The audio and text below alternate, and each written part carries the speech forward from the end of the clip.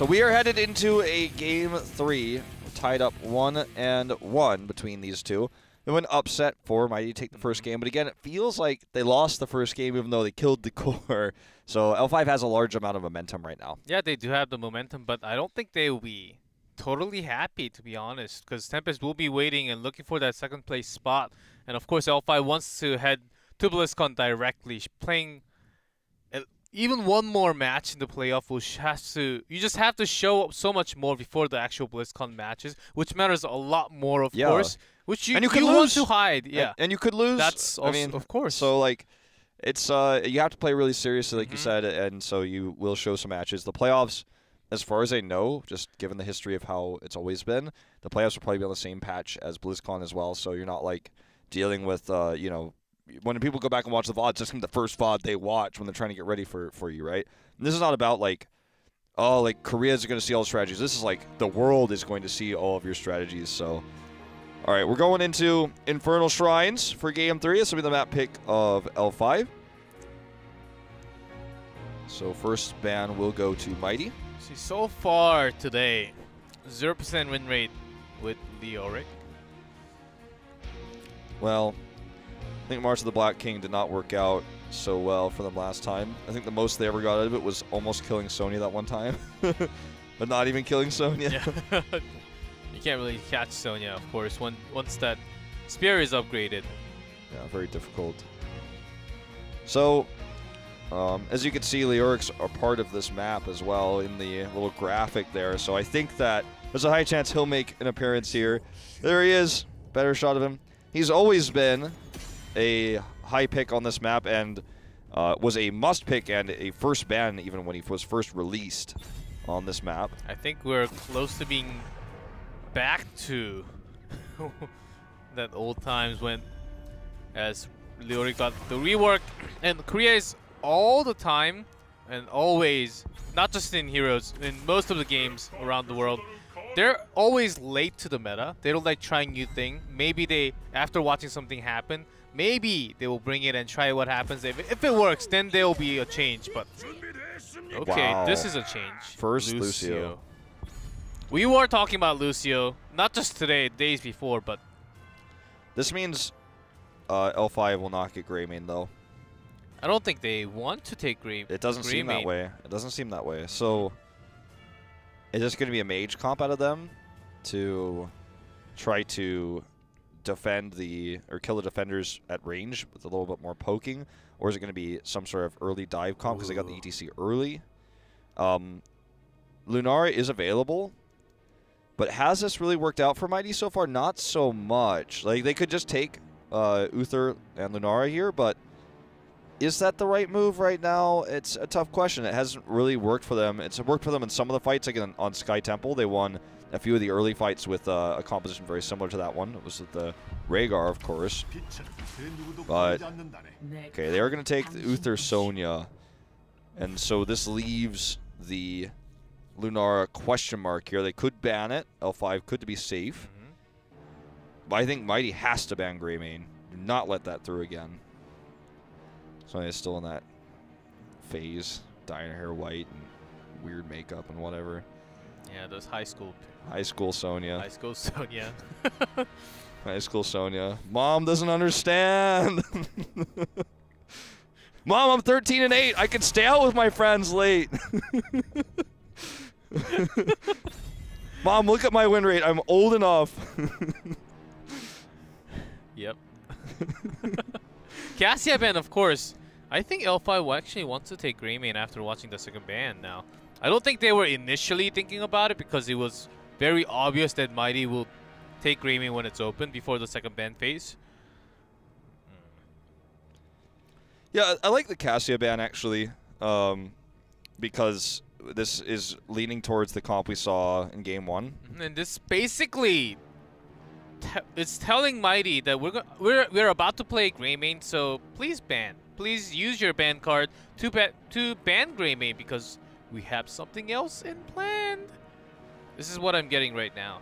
So Mighty's thinking, do we just, or do they have something else? Because first pick Lucio as also got us pretty surprised. I think Greymane is the safe ban. Don't take a risk here. I'm not a fan of this, actually. Well, they do have a strong solo lane, so they just want to remove the other one.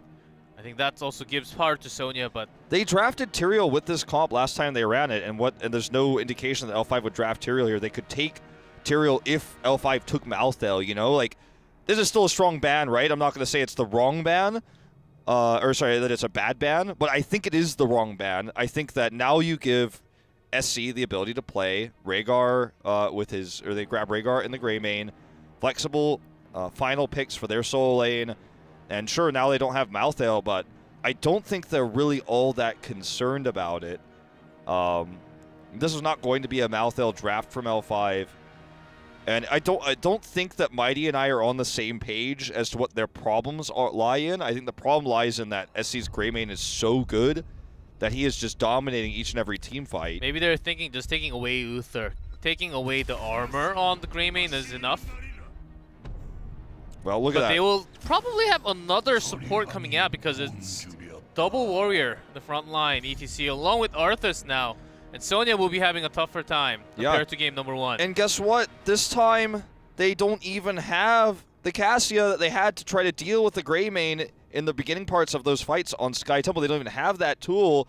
And L5 has the Greymane again. And they can pick Rehgar as this final pick. The fact they didn't pick it yet is... Still do Lunara as their usual. Of course, they're also looking for Joker's hero. Yeah, I just don't think that is going to be good enough.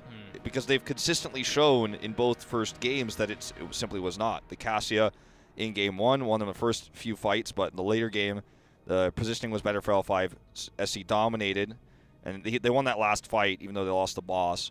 So it didn't matter. And then in game 2, again, SC was the problem. Lunara wasn't good enough. And L5 seems very confident against Lunara, even more willing to ban the Cassia than it. Diablo is going to be the main tank, and it will be Hammer. So no Lunara here, but solo DPS Hammer hyper carry. How many times have we seen that work? With Sonya, but I worry a little bit because there's a speed boost on the other side, and those thrusters can only last for a few seconds instead. There's not much of poke on the other side, which is also pretty decent, I would say, for Sergeant Hammer. I'm not sure if this can work. Like, I don't want to judge it yet. I think this is not going to be, Let's see. Is this the first time we're going to see the rework Chromie against the Sergeant Hammer? Nah, I don't think so. That would be cool, though. I think they're just going to take a second support just to make sure SC can really win hard. Ooh, Sonya's feeling sick right now. Yeah, she got that from me. I'm sorry. I'd say the Rehgar is just a solid all-around choice. Nothing bad about it. They're thinking about something else. Second DPS, I think, is what they're considering. Stukov. Silence. So Stukov will out-heal the slow damage output of Mighty. And I was going to say, I was pretty sure it was going to be the Napalm Strike. Sorry, I couldn't think of the heroic name for a second. I was thinking it was going to be Napalm, but now it's Stukov. I think it has to be BFG, because Stukov will just out-heal everything, with Lucio there too. I really like, to be honest, the composition of L5. They have a hyper carry that's designed to be a hyper carry that's been consistently throughout the series playing much better than Joker has in similar roles. Now Joker's going to have to play Sergeant Hammer and somehow try to win the longer fight there with double support. It's never really been a thing before. Find out if Mighty can make it happen, though, and take the lead as we head into Infernal Shrines for game number 3.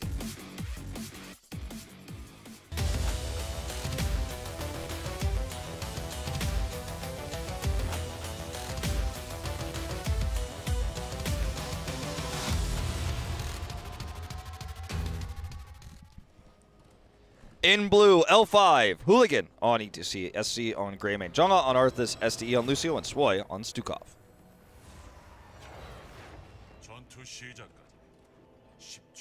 And on the other side, Mighty. Joker on Sergeant Hammer, BDG on Sonya, Good on Diablo, Nasang on Uther, Magi on Tassadar. I honestly think that Joker was a little afraid of picking Lunara once more, because L5 has a lot of tools. It did not really work well against the Greymane of L5, so they went around. Yeah, I mean, I see what you're saying. Okay, and so this is a bait one. Sergeant Hammer is also attempting, actually not attempting anymore. they don't have vision of where everybody is, so she can't go push anymore. I think that you're on the money for what they wanted to do. And again attempting, but going back. Well, they have vision now, so looks like she's just going to safely clear bot. She's not going to actually try to poke the towers. That's my AI tactic, so I know exactly what's going on. 200%. Joker is always going to be the target. It's very good that he was able to get the majority of this wave, because now he's like zoned out of EXP range for a moment. He was going to end up getting all of it regardless, but L5 just looking for a pick, and then otherwise zoning him out of experience range. Now that they have the wave cleared, they just go over here to get this one. And again, zone Magi out of experience range. These things do add up when you miss a minion or two over several lanes. But because of how experience works in Heroes, though, you don't have to get last hits or anything like that, so they will get the majority of the experience anyways. But if you miss a dead minion, it does hurt you. We'll see how well Sergeant Hammer works in this comp, as he's been doing some more than some damage. That was all about the Diablo right there. Could have been any DPS to get that pick, as very hyper-aggressive play from L5 gets punished. First blood goes to Mighty, to Joker, in fact, of course. I don't think that the, I don't think, oh, hold that thought. Okay. Thought we might see another dive in there. What are you thinking? The thing I'm not thinking is that, we can give credit to the Hammer for that pick. I mean, again, that would have worked with the Gul'dan, that would have worked with Sylvanas. Like, that was just really good play out. That would have worked with the Lily. Would have worked with Gazlowe. Yes. Like, you know, it would have been, no matter what, that would have been a kill there, okay? With an Abathur slapping, maybe you look the other way, but now the respawns come through, and we are going to see this Shrine contested here. And this is where it gets scariest for Joker. He has to stay super far back and do max range pokes with Siege mode, which is exactly what he's going to do here. Old Korean strategy here with the Sergeant Hammer, just kind of poke at range. As long as you're protected by your tank, then you can, as a tank, siege tank, siege up and do that extra damage. But now when the dive comes through, here, there's a CC with the Power Slide. Good is isolated alone, and he is focused and taken out from the beginning. Now there's no front line here. BDG is going to die so fast, and Joker needs to have sieged up 2 seconds ago. They don't have a route for him, though. He's going to actually try to get a lot of damage done here. It was a great Power Slide, and that is going to be the pick. So totally one fight here. Once the tank line is gone, Joker just doesn't do enough burst damage to punish the tank dive. He just only did slow damage, and everyone on L5 was at half health when Diablo died. It doesn't matter because they have 2 supports and the best slow healing in the game pretty much with Stukov and Lucio. That team fight seemed like one team had communications. One team had mics on, one team had mics off. Yeah. L5 was focusing. They were onto the right target every single time with the shot calling. Mighty seemed like they were lost, and Sergeant Hammer's damage was basically cancelled by all the Lucio healing coming out. Yeah, certainly. Just not enough damage, no burst. Not until BFG comes out, at least. So let's see if Mighty can stabilize here. Then we'll keep this fort alive. The top lane has been won by Sonya as well, which has got them some extra experience, some extra structural damage up there, which is not easy to win, actually, against Arthas' Sonya. But because of that extra damage done, the EXP deficit isn't as big as it would have been otherwise. We see a lot more W builds coming out from Stukov. It used to be just lurking our upgrade at level 1 all the time. Seems like things are changing, especially in Korea. Yeah, I think it's just because of how these fights are going to go and how long they're going to be. You get more value out of that than you do out of the silence. This is actually a really dumb question, but I don't know. Do you know if you're in siege mode and you're silenced, can you unsiege? I actually don't know. Because I guess technically that's an ability, right? And if you're silenced, you can't cast abilities. I don't know if you can unsiege or not. Someone will probably tweet that at us or something, and we'll find out. But now it's another cool factor for picking Stukov into the Sergeant Hammer. If you can't unsiege, then, I mean, you what are you going to do? It's pretty rough, so something to consider. I actually do not know. I don't know, because like I've never... I played somewhat of a tank, but not against the Stukov. I usually don't siege up in places where I could be silenced, and I haven't played much Hammer since Stukov came out, so that's like one of those things where I'm like, actually, I don't know. I'm guessing you can't, but I'll have to check, look into that one. Anyways, Good is going to get slowed here and silenced and blown up I don't think it matters for Sergeant Hammer too much. I think it's more for Diablo and also Tastar when you want to escape from all the damage just like this happening. So this is going to be level 10 coming in here for L5 right before the shrine, so that's so important. And this push is just continuing to get value. They're going to clear up this camp. The reason why Good was picked was because the members of Mighty were not willing to stop doing the camp to save him. And then their camp got destroyed. So we're seeing level 10 is just on the horizon here, and now it's complete. And so what we're seeing is an attempt to split push down here with Sergeant Hammer. This is risky. He does have thrusters. They're just going to go for Magi instead because of those thrusters. I think that he just barely might go down here. Yep. Coming in, trying to get the counter kill here. And March of the Dead is going to keep Zhonga alive. Very well executed here by L5. He'll use the ghouls to heal himself up. At least Lucio didn't have to actually use the sound barrier there to keep Arthas alive. Mighty down quite some EXP now, even after 10. And Stukov, Greymane, ETC just not picking their heroic. Maybe this is a thing coming out from L5 only. Seems like they're having a fun time. Just trying to hide what they're going to pick later on. They took Napalm Strike too. It's very good for the objective. It will... yeah, Siege Power is, of course, also to pick up all the numbers from the, yeah, it's very good. Shrine. It's very good for the objective. It's very good for poking. If you do get the objective, it's like incredibly powerful for how much siege potential you have, and it will vastly increase the value the Immortal will get while pushing. But it's very weak in terms of team fights because L5 will simply output enough healing to stop that. It's no burst. The BFG would have given them burst to potentially get picks. Divine Shield used here. It has to be shield from all the silence coming out. Great shield timing coming out, and Diablo falls. Even the Punisher's doing tons of damage onto BDG, and he falls too. You know it would be really good when two of the members of L5 are at 20% health? Burst damage, like an orbital BFG, or sorry, just a BFG. That would be that'd be pretty good. They don't have it though.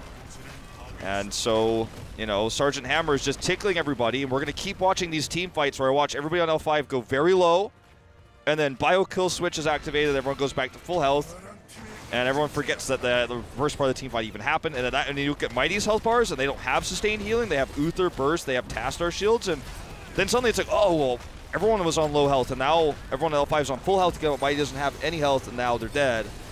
It's a problem. And now ETC will be split soaking because of that stage dive. I think Polygon really realized after the game number 1. He picked Mosh Pit and didn't really use it until late game. Why not just use stage dive and try to out-soak the entire team when you're leading? That's exactly what they're doing now. Okay, big arm swings coming out here. Good is caught.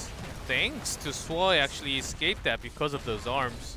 Yeah, well, they still got the pick onto Diablo here. Looking for the boot pick, but Magi does have his dimensional shift. BDG has to Hearth Home. And G-Clef, this just feels like I'm watching this slow and painful death of Mighty here. I think the draft that they chose was very well dealt with by L5. Okay, gets a root here on the hammer. Divine, oh man. Shoot. That was a thing that happened that we watched that was broadcast live on internet television. But it's okay, because he might still die anyways. Safeties. Okay, that was a really good... Oh, and a stage dive, and the Parasite may catch them before the wall. Catch him. Oh my god, they still killed him. For the kill. Wow. That still happened. That was really coordinated by L5. Hooligan the God. He dropped the beat on that one, let's just say. He dropped the beat for sure, and he got extra soak on the other lane too. And of course, always safety first, but not all the time. I would say. Well, if he had Divine Shield there, he would have lived. Yes. Yeah. Well, now this is potentially a keep shrine because of the wall going down there in the bot lane, and they have the Impaler camp that goes with it. So Good's diving in pretty deep here. Does get body blocked. Divine Shield's not up for 25 more seconds because it was used earlier. I think he might be the first to die in this fight. The APOC is really well timed. That's going to buy them some time to get away. He's used for zoning for himself. Hooligan takes tons of damage from Sonya. SDA boops so that Hooligan can survive and beat. Meanwhile, Sonya is focused and not really healed so much. Divine Shield still on cooldown. That's the biggest thing. Okay, this Flailing Orb did come out. They tried to actually lock him in there into the silence. Didn't work, but they still get the pick because he has no way to get out, no escape from all the slows. That boss push we were talking about is working now on the remainder of the gate on the keep wall. And they're just going to be able to come over here, clean the shrine, and the gate will already be down. The wave is going to be pushed. There's going to be so many supporting minions for this Punisher, which is, by the way, an Arcane Punisher, so worst case scenario for Mighty. And L5 is in fantastic position to just finish this game off. I think by the time Punisher goes close to keep with the towers down, they will be hitting 16, especially with ETC pushing top lane, soaking in extra EXP. And when that happens, the keep may go down. Maybe the end of the game. Let's see a little more. They're trying to maximize this push with the camp even. Okay. SDE is crazy, man. Wow. This time, last time it was Soy, this time it's SDE just trying to push the boundaries of what Lucio can accomplish. So look at this, the minions, again, tank for this Punisher quite a bit. It's going in deep now, and it is an Arcane Punisher. He goes in this far, the Arcane spinners on the ground are going to add so much damage to this team fight, it's not even funny. And so Mighty is further struggling to position themselves against L5's onslaught. Keeps under attack. Look at those spinners on the ground. What are you going to do? It's, I mean, this is a terrible situation for Mighty, no matter which way you look at it. The worst thing you do is spin with it. You spin the other way all the time, okay? And they do take the keep, and meanwhile, ESTC has been pushing. So extra EXP with the camp. We'll take the last remaining fort for Mighty. Yep. This is entire level gap, even more now. Yeah, this is some global ETC we're watching, which did get them actually 2 picks in that last fight, that last global fight. So again, there wasn't much Mighty could have done about that. They were talent tier down. This was a bit overzealous, I think, to try to fight out here. We are going to see the A-Pop come down. It hits 2. Sergeant Hammer's damage is damaging some, but not too much, as Archon is also damaging. Here comes the big Power Slide. Misses totally, but I think that's enough. They got the kill onto Diablo even. Okay, they are going to use this Divine Shield here, too, onto Sonya, but... It seems like Joker's doing something, but look at the health bars of L5. It's never going down. Nope. And I don't think they ever will. I mean, the Stukov was such an incredibly good pick against the Sergeant Hammer solo DPS, and I think against, like, because they picked Napalm, I get it. Like, it's a strong pick, and it's not terrible. Like, it's really good for the objective. It's really good for sieging. If you win an objective, it's so strong, way better in every way than BFG, and it has an incredibly low cooldown. But outside of the objective, it's the burst damage that the BFG could have provided them that could have gotten them picks in some of these fights. I think that they're sorely missing, unfortunately. Was the Hammer pick the right one in any case against this comp? It's hard to say, but it certainly has not been working, let's say. I mean, it's been very unsuccessful. And it's not like Joker had a terrible game on it either. It's not like he was getting caught or ganked. He wasn't in the wrong position. It was just that L5 has drafted around it so well and executed that draft basically perfectly. And so his damage just feels negligible in these team fights. We'll see how long this... Possibly the last Shrine fight, because ETC will be pushing at the bottom lane and there's nothing to stop him from going to core. So let's see how Mighty decides. Maybe they'll just go full Shrine, try to win the Punisher and try to see what happens from there on. Okay. Maybe they would just want to push this a little bit and hit 16, then go to the Shrine. Okay. But meanwhile, ETC will be pushing and get more time for it too. Yeah, like, because of ETC's split push and the cap that's there, like, they could find themselves losing core health during this team fight. Like, look at this wave. That's not even a wave, man. That's a torrent. That's a tidal wave of minions. And now they're all having to decide what they want to do. Do they want to defend here, or, you know, it's kind of a lose-lose situation. You come to defend, you lose the objective. The shrine, please? Yeah. If you come to defend, you lose the objective. You stay at the objective, you lose your core health. Look at Hooligan. It's like on a platform. Guys, call me when you need me, but, you know, I don't even have to go there, you know. All L5 wants to do right now is to try to stop everyone from hearthing, and I think that L5 just wins this game. This is going to look like Sky Temple's ending, if you ask me. I think this is GG.